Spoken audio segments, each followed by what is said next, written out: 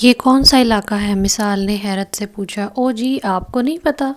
آپ پہلی دفعہ آئی ہیں لاہور؟ دلاور نے سوال کے جواب کے بدلے سوال پوچھا۔ نہیں، میں پہلے بھی کئی مرتبہ آ چکی ہوں لاہور اپنی فیملی کے ساتھ، مثال نے اب گھبرا کر جھوٹ بولا۔ یہ اندرون لاہور ہے جی، اسے پرانا لاہور بھی کہتے ہیں۔ دلاور اب بھی مسلسل فون پر ٹیکسٹنگ کرنے میں مصروف تھا۔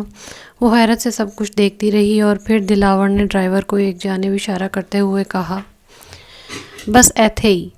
ڈرائیور نے گاڑی روک دی اور وہ دروازہ کھول کر باہر اتری۔ رات کی تاریکی نے اسے ویسے ہی خوفزدہ کر رکھا تھا، اوپر سے انجان شہر اور عجیب و غریب عمارت کے سامنے وہ ننھے بچوں کی طرح ادھر سے ادھر گردن گھما گھما کر دیکھ رہی تھی۔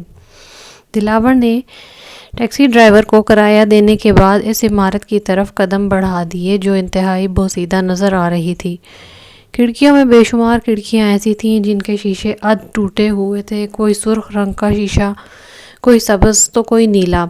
وہ مثال کو دیکھنے کے لیے مڑا جو ابھی تک اسی طرح بت بنے کھڑی عمارت کی بوسیدگی کا جائزہ لے رہی تھی۔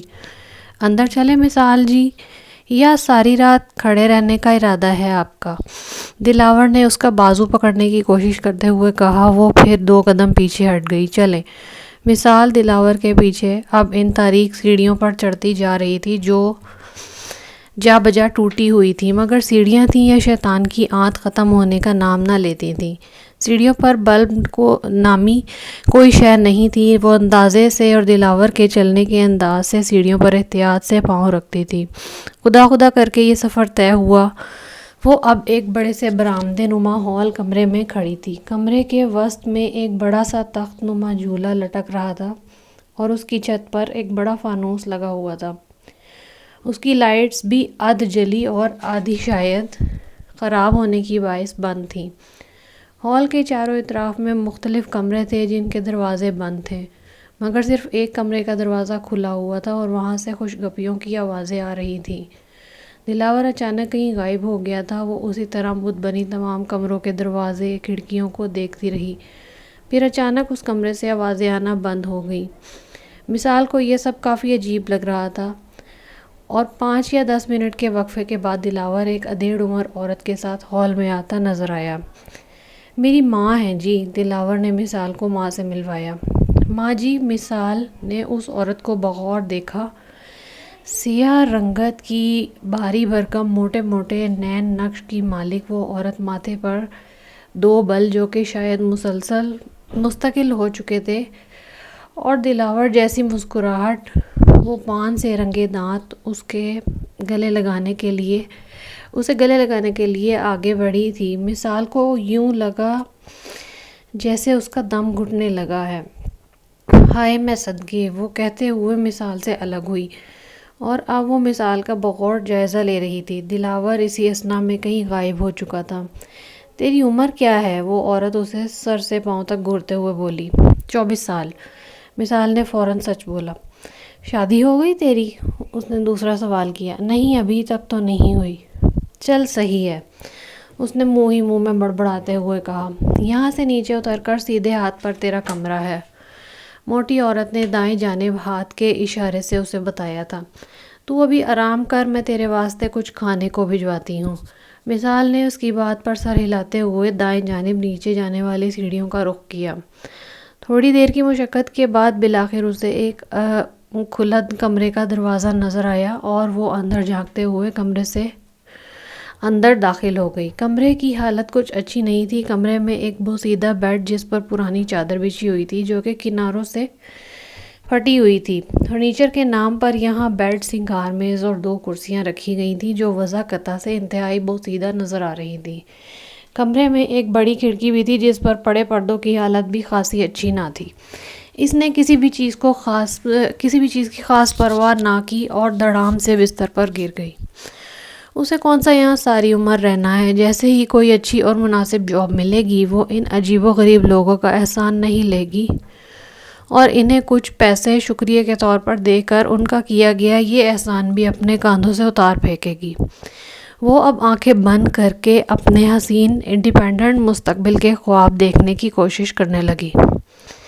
غلام رسول اس روز دوپہر کا کھانا کھانے گھر آیا تھا جب خیرن نے اسے صبح آنے والی ڈاک کے بارے میں بتایا۔ ان کی چھوٹی بیٹی آسیہ اس وقت اسکول جانے کے لیے تیار کھڑی تھی جب ڈاکیے نے دروازہ کھٹکایا تھا۔ ماں نے خط موصول ہوتے ہی فوراً وہ لفافہ آسیہ کو پڑھنے کے لیے دیا تھا۔ آسیہ نے ماں کو بتایا کہ خط ان کے تایا ابو کی طرف سے آیا ہے، جس میں انہوں نے دادی کی خراب طبیعت کی اطلاع دی ہے۔ غلام رسول سے کہا ہے کہ اگر اسے وقت مل جائے تو اپنی مرتی ماں کا آخری چہرہ دیکھ لے۔ خیرن نے یہ خبر اسے اس وقت سنائی تھی جب غلام رسول روٹی کھا کر اپنے ہاتھ اپنے کاندھے پر پڑے رومال سے پونچھ رہا تھا، کیونکہ وہ جانتی تھی کہ خبر ایسی ہے کہ جس کو سننے کے بعد وہ کھانا نہیں کھا سکے گا۔ غلام رسول نے فرقان کو جگایا تھا۔ وہ یونیورسٹی سے آ کر اسی وقت سویا تھا۔ اس نے بیٹے سے اپنی پریشانی شیئر کی۔ وہ اسے بتا رہا تھا کہ اس کو جس گھر کی تعمیر کا ٹھیکہ ملا ہوا ہے اس میں ابھی ایک دن کا وقت اور درکار ہے۔ غلام رسول اب دہاڑی دار مزدور سے ایک مستری کی پوسٹ پر منتقل ہو چکا تھا اور اسے اپنے کام سے وفا نبھانا اپنا اولین فریضہ لگتا تھا۔ وہ فرقان کے ساتھ مل کر اگلے دن گاؤں کے لیے نکلنے کے منصوبے بنا رہا تھا۔ عورتوں میں سے کسی کو بھی وہ لوگ ساتھ لے جانے کے حق میں نہ تھے، کیونکہ اتنا کرایہ وہ دونوں مل کر بھی اٹھانا نہیں چاہتے تھے۔ لہٰذا یہی طے پایا کہ فرقان اپنی یونیورسٹی سے سیدھا بس اسٹیشن جائے گا اور غلام رسول اپنے ٹھیکے کو مکمل کروا کے رہا سوال شازیہ کا، تو غلام رسول کو فرقان کا دوست علی حیدر یاد آیا تھا، جو نہ صرف یونیورسٹی فیلو تھا بلکہ اس کے نیبر میں ہی مقیم تھا۔ فرقان نے علی حیدر سے بات کر لی تھی اور علی نے اسے تسلی دی تھی کہ وہ شازیہ کو پک کر لے گا۔ پک کیا کرنا تھا؟ یونیورسٹی سے گھر کے راستے میں پڑنے والے ایک سٹاپ پر شازیہ کا کالج بھی تھا۔ فرقان اور علی اکثر یونیورسٹی سے ساتھ ہی گھر کے لیے نکلتے تھے اور پھر فرقان اس سٹاپ پر اتر کر اپنی بہن کے ساتھ دوبارہ بس میں سوار ہو جایا کرتا تھا، اور اب علی حیدر کو فرقان کی یہ ذمہ داری اٹھانا تھی۔ علی حیدر خوبصورت گہری براؤن آنکھوں والا، 6 فٹ 1 انچ قد کے ساتھ گہرے بھورے بال اور ان سب کے کمبینیشن کے علاوہ خاموش طبع، فرما بردار اور ایک ذہین طالب علم تھا۔ فرقان اور وہ یونیورسٹی میں ملے تھے اور وہاں ایک ہی کلاس کے طالب علم ہونے کے ساتھ ساتھ اپنی عادات و اطوار میں بھی کافی حد تک مماثلت رکھتے تھے۔ یہی وجہ تھی کہ وہ تھوڑے سے عرصے میں انتہائی گہرے دوست بن گئے تھے۔ علی حیدر کے والد نے اپنی زندگی کے ابتدائی جدوجہد کے سال پردیس میں گزارے تھے۔ وہ لیبیا کے ایک چھوٹے سے شہر میں ٹیکسی ڈرائیور کا کام کیا کرتے تھے۔ پھر ان کے ماں باپ نے ان کی شادی اپنی مرضی سے اپنی خالہ زاد سے طے کر دی، جس پر حیدر الیاس کو کوئی اعتراض نہ ہوا تھا، اور اس نے بڑی فرما برداری کا مظاہرہ کرتے ہوئے ایک مرتبہ جب وہ 2 سال کے بعد 30 دن کی چھٹی کے لیے پاکستان آیا تھا تو سادگی سے اپنی خالہ زاد کے ساتھ نکاح کے بندھن میں بندھ گیا تھا۔ سائمہ احمد اس کے لیے ایک فرما بردار اور سلیقہ مند بیوی ثابت ہوئی۔ اس نے اپنے شوہر کے واپس لیبیا چلے جانے کے بعد بھی سسرال میں بہت خوشمندی اور عاجزانہ طریقے سے اپنی ساس اور سسر کا دل جیت لیا تھا۔ حیدر الیاس نے لیبیا میں 15 سال کا عرصہ گزار کر جو کچھ کمایا تھا اس میں 2 عمرے اور 1 حج بھی شامل تھا۔ وہ 15 سال بعد اب واپس اپنے ملک جانے کا ارادہ کر چکا تھا، کیونکہ اب اس کے باپ نے اسے خط میں واپس آ جانے کا حکم سنایا تھا۔ گھر میں حیدر الیاس کے نام کی اب 3 نشانیاں موجود ہوا کرتی تھیں: سائمہ احمد، علی حیدر اور آمنہ حیدر۔ اس کا باپ اب بے حد ضعیف ہو چکا تھا اور ماں دل کے عارضے کے باعث انتقال کر گئی تھی۔ باپ کا یہی خیال تھا کہ سائمہ اب 2 بچوں کے ساتھ اکیلی نہ رہ جائے، اس لیے اس نے حیدر الیاس سے صاف اور سخت الفاظ میں واپس آ جانے کو کہہ دیا تھا۔ حیدر الیاس کے علاوہ اس کے 2 بڑے بھائی اور تھے۔ وہ دونوں شادی شدہ تھے اور اپنے اپنے خاندانوں کے ساتھ الگ الگ گھروں میں رہ رہے تھے۔ باپ کا خیال تھا کہ اس کے مرنے کے بعد وہ لوگ سائمہ اور اس کے بچوں کا ذرہ برابر بھی احساس نہیں کریں گے اور آبائی گھر کی فروخت کا سلسلہ سر اٹھائے گا۔ حیدر الیاس کو اپنے بچوں کے سر پر آ جانا لازم و ملزوم ہو گیا تھا۔ دادا کے ساتھ علی حیدر کی بے حد اچھی دوستی تھی۔ دادا نے ہی ان دونوں بچوں کو قرآن پڑھانے کا فریضہ انجام دیا تھا اور علی حیدر کی قرآن میں بے انتہا دلچسپی دیکھتے ہوئے اسے 2 سال کے مختصر عرصے میں قرآن حفظ کروانے کا سہرا بھی اپنے سر بندھوایا تھا۔ حیدر الیاس کو وطن واپسی پر اپنے بچوں میں جو واضح تبدیلی نظر آئی تھی وہ یہ تھی کہ وہ دونوں باقاعدگی کے ساتھ نماز پڑھا کرتے تھے، اور عصر کی نماز کے بعد علی حیدر دادا کو روزانہ تلاوت کلام پاک کا ایک سبق بھی سنایا کرتا تھا۔ علی حیدر کی تلاوت میں ایک عجیب سرور تھا۔ گھر کا ہر فرد اس تلاوت کے وقت اپنی جگہ ساکت ہو جایا کرتا تھا، جیسے علی حیدر ایک جادوگر کی مانند سب لوگوں پر سکتہ طاری کر دیتا تھا۔ حیدر الیاس کی آنکھیں اشک بار تھیں۔ وہ اپنے والد کا بے انتہا ممنون تھا۔ اس کے باپ نے نہ صرف اپنے بچوں کو پالا مگر اب اپنے بیٹے کے بچوں کو بھی بے انتہا اعلیٰ تربیت دی تھی۔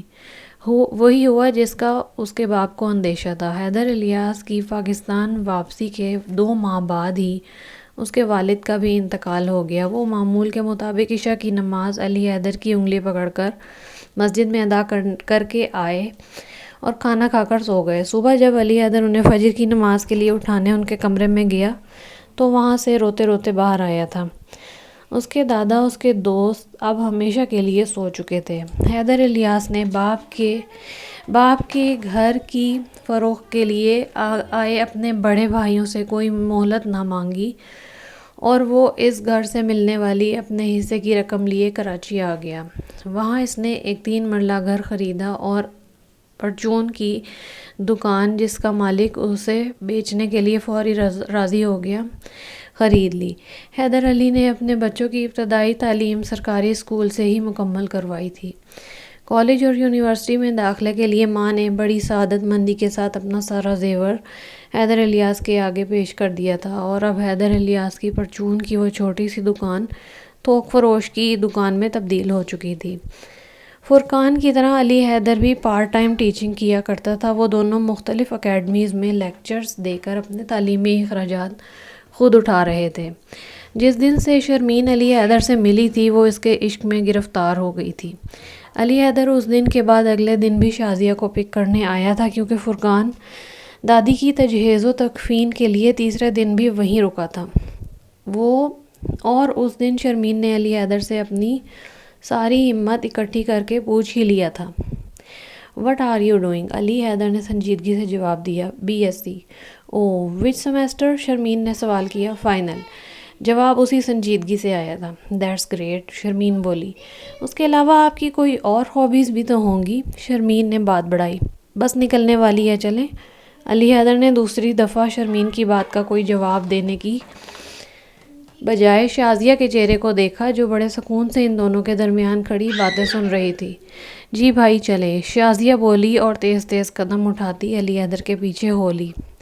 شرمین کا پارا اس وقت 7ویں آسمان کو چھونے کے قریب تھا۔ "سو مین." اس نے بس میں سوار ہوتے علی حیدر کی پشت کو دیکھتے ہوئے زیر لب کہا تھا۔ "یہ تمہارے بھائی کا دوست کچھ ضرورت سے زیادہ بدتمیز نہیں ہے؟" شرمین نے اگلے روز کالج میں شازیہ سے ملتے ہی سوال کیا تھا۔ "کون؟ علی حیدر؟" شرمین نے شازیہ کا کندھا جھٹکا۔ "کہاں ہو بھائی؟" "کہیں نہیں." وہ بولی۔ "اچھا یہ تو بتاؤ کہ یہ علی حیدر صاحب پڑھائی کے علاوہ اور بھی کچھ کرتے ہیں یا شرمین کو علی حیدر میں دلچسپی ہوتی جا رہی تھی۔ "ہاں، وہ شام میں 1-2 اکیڈمیز میں لیکچرز بھی دیتے ہیں." "Sounds good." شرمین نے خوش ہوتے ہوئے کہا۔ اگلے روز شرمین کسی سوچے سمجھے پلان کے ساتھ شازیہ کے سامنے پھر ایک معمہ بنی بیٹھی تھی۔ "یار تمہیں تو پتہ ہے کہ ایگزام سر پر ہیں اور مجھے فزکس نے پاگل بنایا ہوا ہے." شازیہ کو احساس ہوا کہ شرمین واقعی پریشان ہے۔ "میں کوئی ہیلپ کر دوں تمہاری؟ میں ایسا کرتی ہوں کہ میں اپنے فزکس کے نوٹس..." ارے ایک منٹ."